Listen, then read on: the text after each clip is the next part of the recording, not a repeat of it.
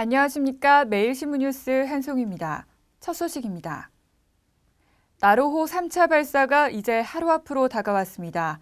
오늘 마지막으로 발사 과정을 점검하는 최종 리허설이 진행됩니다.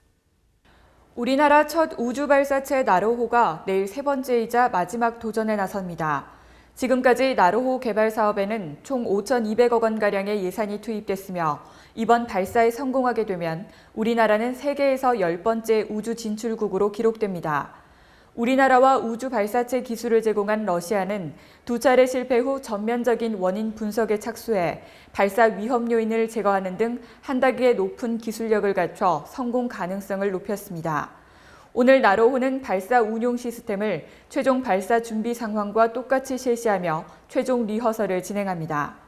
지난 2009년 8월과 2010년 6월 두 차례 발사됐으나 모두 정상 궤도에 진입하는 데 실패한 나로호가 이번에는 성공할 수 있을지 귀추가 주목되고 있습니다. 청송교육지원청이 학부모 만족도 조사에서 초중고 전체 종합 만족도 2위를 차지했습니다. 청송교육지원청이 경북교육청이 실시한 2012 학부모 만족도 조사에서 초중고 전체 종합 만족도 2위를 기록했습니다.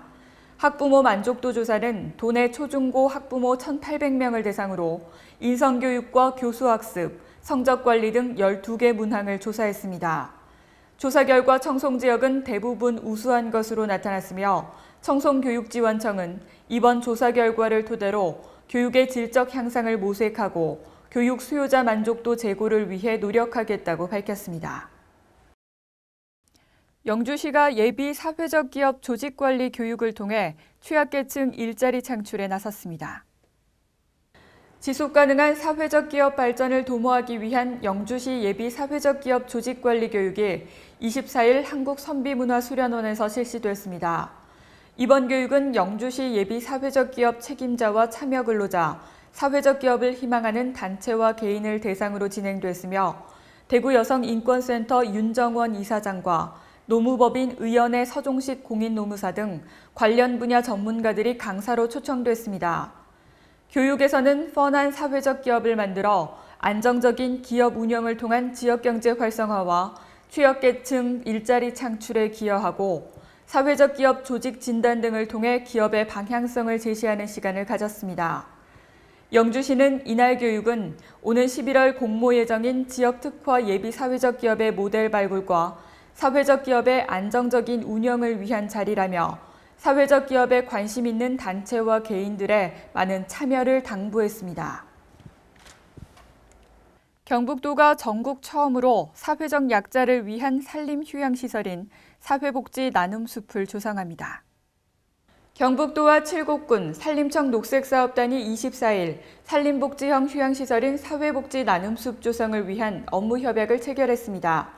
사회복지 나눔숲은 국비 104억 원을 들여 칠곡군 석저급 성곡리 일대에 건설됩니다. 오는 2015년 시설이 완공되면 장애인과 노약계층이 산림과 연계된 재활시설과 산림문화체험 프로그램을 이용할 수 있습니다.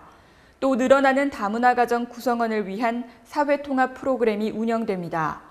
사회복지 분야의 산림 비즈니스를 활용한 좋은 사례가 될 사회복지 나눔숲은 계층 간 갈등을 해소하고 사회통합과 산림복지 증진에 크게 기여할 것으로 기대됩니다.